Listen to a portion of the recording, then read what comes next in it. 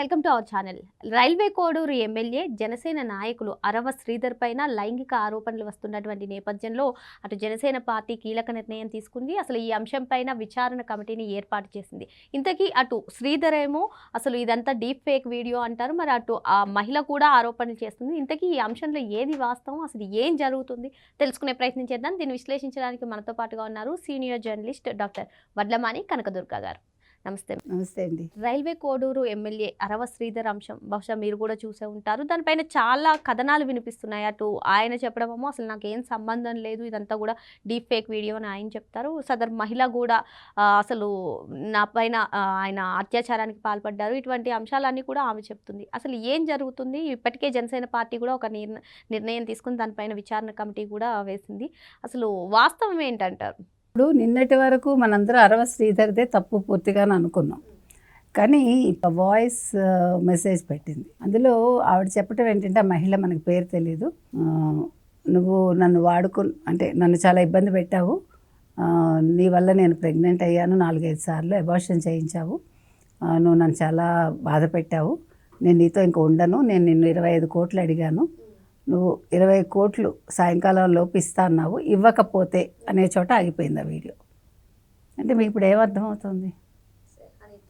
Honey trap ఒకటి. రెండోది, దీని వెనకాల వైసీపీ ఉందా? కూటమిని స్ట్రైట్గా ఎదుర్కొనే ఇప్పుడు మీరు గుర్తుపెట్టుకోండి, ఇంక మీదట ఇట్లాంటివి ఏం జరిగినా అంటే not only honey trap, any sort of ఒక ఎమ్మెల్యేల మీద కానీ ఎంపీల మీద కానీ ఏదో జనసేన ఆర్ తెలుగుదేశం ఏదైనా ఒకటి వచ్చింది అంటే ఇమీడియట్గా కన్క్లూషన్స్కి రాకూడదు.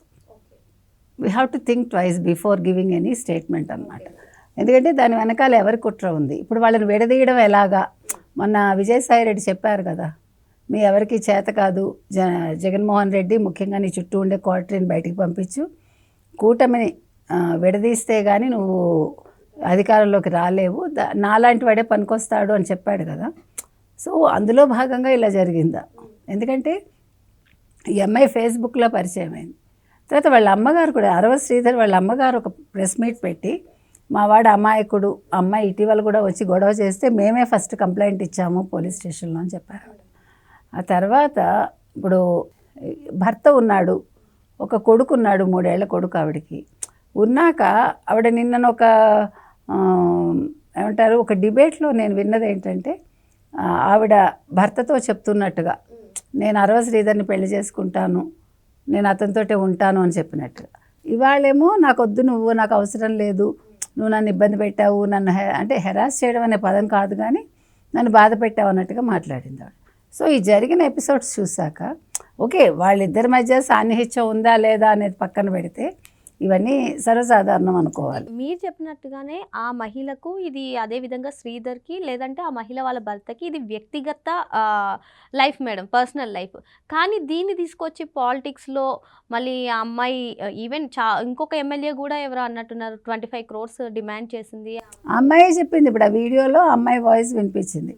అయితే ఇక్కడ విషయం ఏంటంటే, నేను అనేది ఇప్పుడు ఇది హనీ ట్రాపా, దీని వెనకాల వైసీపీ ఉందా? నిన్ననే వెంటనే రోజా ఎందుకు బయటకు వచ్చేసింది, రజనీ ఎందుకు వచ్చేసింది, శ్యామల ఎందుకు వచ్చేసింది, కల్తీ లడ్డు విషయంలో ఎవడు ఎందుకు మాట్లాడలేదు? నా ప్రశ్న అది. మీరు చెప్పినట్టుగా ఈ తిరుమల కల్తీ నెయ్యి అంశంలో ఫైనల్ ఛార్జ్ షీట్ దాఖలు చేయడం, దానిపైన ఒక స్పష్టత రావడం, ముఖ్యంగా రోజా మాట్లాడాలి కదండి. తిరుపతి ఆవిడ తెల్లారు లేస్తే వెంకటేశ్వర స్వామి మా ఇలవేల్పు, నేను తిరుపతి దాన్ని నేను వెళ్ళకపోతే ఎలాగా అంటుంది.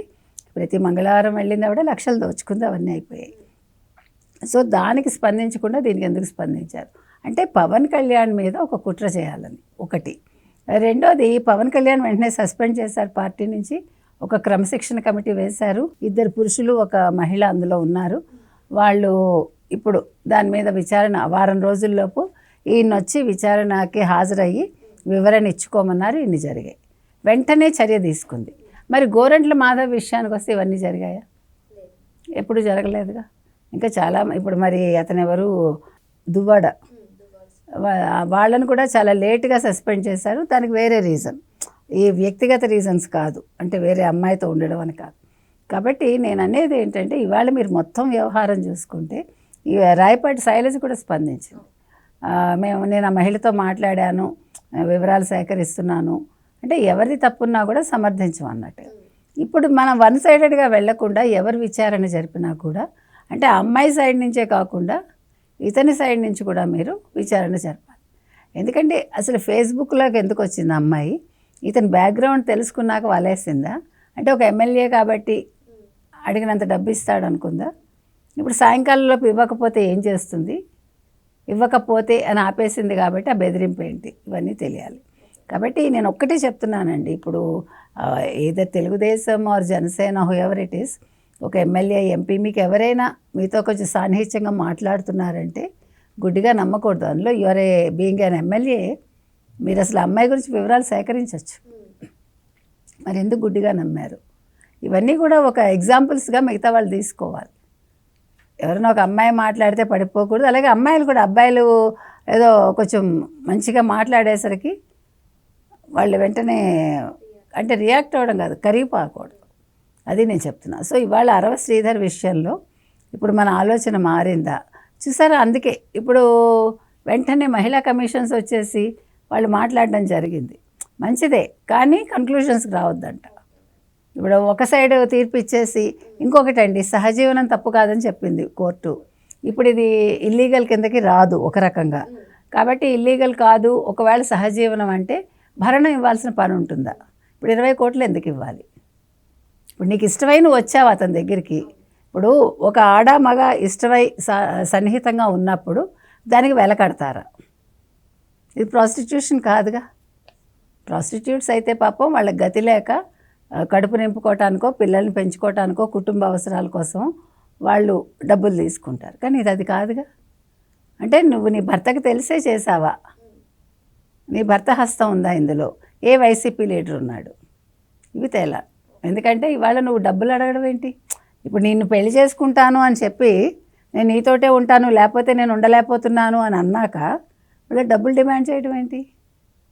ఒక మనిషి ఇష్టపడ్డాక డబ్బు అనేది ఎందుకు వస్తుంది? డబ్బు అనే మాట వచ్చిందంటేనే అందులో ఏదో కుట్ర ఉంది, అది సన్నిహితత్వం కాదు.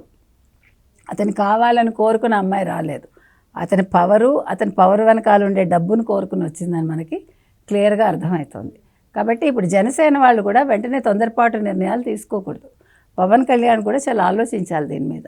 అంటే అరవ శ్రీధర్ నిజంగా తప్పు చేశారా, ఇక్కడ అతను వంచనకు గురయ్యారా, అమ్మాయి ట్రాప్ చేసిందా, ఈ విషయాల మీద దృష్టి పెట్టి మరో అంశంతో మళ్ళీ కలుద్దాం. Thank you madam. Thank you.